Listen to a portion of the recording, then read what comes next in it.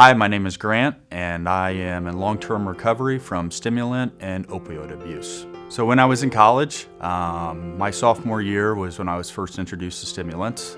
I had a person who lived in the apartment above me had offered me one when we were studying for a test together. I'm Laura Hawkins. I'm a psychiatric mental health nurse practitioner and national certified counselor, and I've worked with mental illnesses for almost 20 years. I've owned a private practice, which includes working with students of all ages, from elementary through college age and beyond, and people with different types of mental health problems, such as mood disorders, depression, anxiety, ADHD, and other concerns.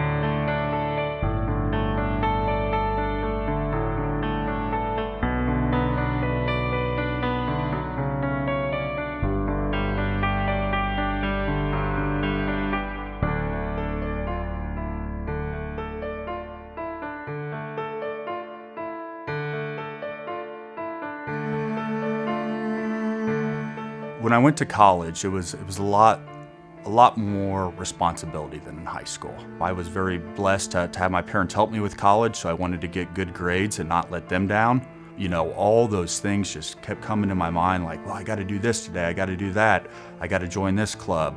It just became overwhelming, I think. Students are under a lot of pressure to perform, and particularly college students are coming into an atmosphere where typically the requirements and the performance needed is quite a bit higher than what they experienced in high school. So it can be a rude awakening for a student to just experience the increased workload.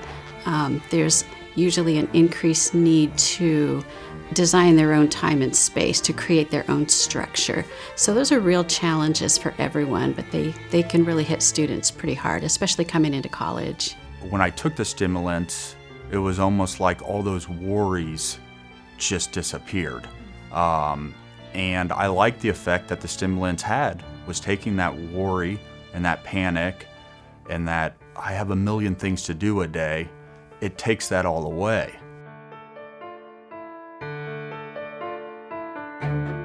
I was never pressured by my parents or my family that led to my stimulant use.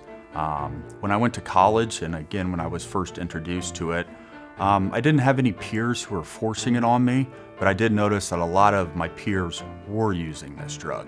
I was green to it all. I hadn't been around them, I've been around stimulants, and so I would ask them, hey, you know, what are you taking? Why are you taking it for? And it was more curiosity. For me, it was just a different feeling. It gave me a lot of energy, gave me a lot of confidence. I didn't need the coffee anymore. And you know, the next day when I took my test and I got a great grade on it, that helped me prepare for that test. And I said, you know, where do I get more of this stuff? Stimulants can be appealing because of the perception of enhanced performance, and they'll also have the positive mood effect. So while stimulant medications have this enhanced mood effect, they also have the effect of decreasing your working memory. So you have the perception of doing better, but your actual performance may not be enhanced. In life, I think sometimes a lot of us look to seek the easier, softer way. And that's what stimulants did early on for me. You know, as somebody in their early 20s, you know, at a college, out of state, away from home with all these overwhelming responsibilities and new friends and new challenges and everything, it was those stimulants that said, hey Grant, it's going to be easier. It's going to be easier to get from point A to point B. It's going to be easier to socialize. It's going to give you more confidence. It's going to allow the term paper to be written a lot quicker. It's going to allow you to stay up longer at night and study for tests. And it was that quick fix that I was looking for. If someone finds themselves struggling, especially on a campus or if they're a student, it might be easy to resort to the idea of just trying to help yourself or trying to use something that maybe your friend takes a stimulant and it helps him and he offers to share one with you, and so it seems an easy way to fix the problem. But it can really have some negative consequences. One of those consequences is you simply aren't having a good evaluation of what's actually causing the problems focusing, and so you're much less likely to have a good result.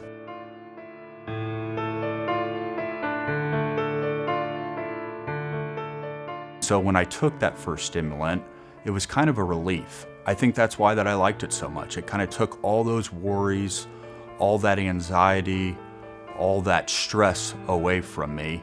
And as soon as I took it, my next question was, where do I get more of this stuff? Depression, anxiety, and panic are very, very common in our population.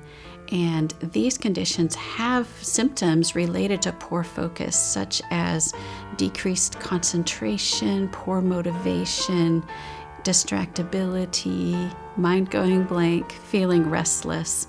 All of these things can masquerade as poor focus, and taking a stimulant is really not going to solve the problem if the underlying condition is not taken care of. After I was able to seek treatment for my opioid addiction, I didn't want to give up the stimulants that I was using. I still wanted something that I could fall back on to mask the anxiety. So I continued to use stimulants and abuse them that I would get through doctors, through friends and whatnot. And it was several years until I finally decided to go to treatment to seek help for stimulant use.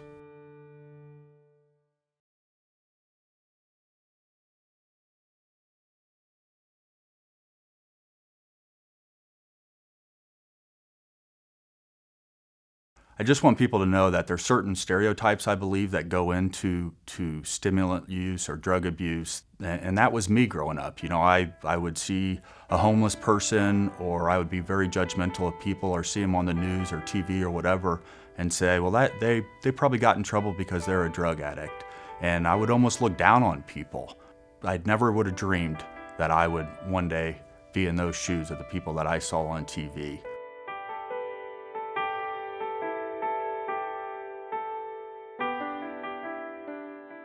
When I started taking stimulants, one of my excuses for taking it was this pill is prescribed to somebody. So although it's not prescribed to me, it's not the methamphetamines that you hear about on TV or the crack cocaine or the other stimulants are out there. This is a drug that doctors prescribe people. Some people think prescription stimulants are more safe than stimulants that might be obtained off of the street. However, that's really not true. Prescription stimulants can have just as much risk for misuse or for overdose, even though they've come from a pharmacy.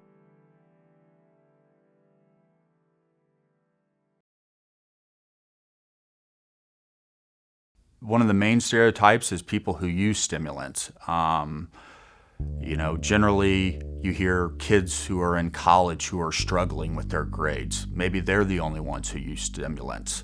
Maybe stimulants are only used for grades. That's another stereotype. In fact, I think the majority of people when I was in college actually used stimulants to go party on, to go out to the bars, to drink on, which is obviously a very dangerous combination. You know, people would do it for all different reasons.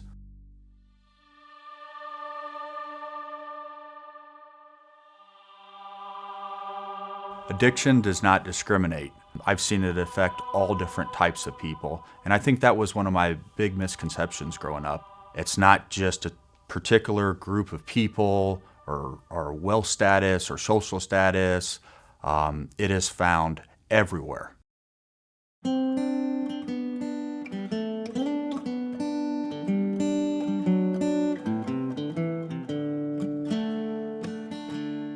For those who are concerned about misusing stimulants, there are many community resources and advocacy groups available without charge. One community resource is the National Alliance on Mental Illness.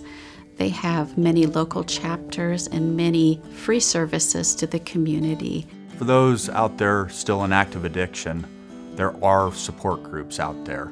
The stigma is starting to be lifted. It's just taking that leap of faith, that one step by raising your hand or walking into that meeting or walking into that church or walking into the doctor's office and just admitting, you know what, I have a problem and I can't do this alone.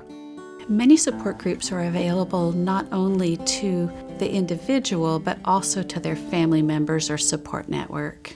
My mom and dad, they still attend family support groups. I never would have thought 8.5 years ago that by my family getting involved in recovery, that 8.5 years later, my dad, my mom, they're just as passionate about it as recovery as I am.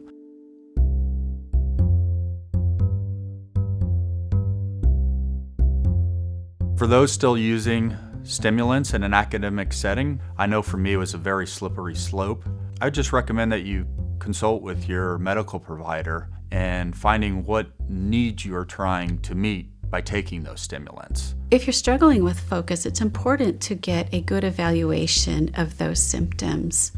One place to start could be with your primary care provider. If you're not sure how to deal with a loved one struggling, please seek out some additional, professional advice through a medical provider or through somebody who has been through addiction before, who's had a loved one in addiction. Because those who are struggling, they need help, but there are certain ways that you do need to approach them based on the level of help that they need. If you have a friend or loved one who is using stimulants in a not healthy way, I want to encourage you to seek information, seek support. While you can't make the decision for them, to seek treatment, all the knowledge that you can acquire and support that you can gain can help that eventual process.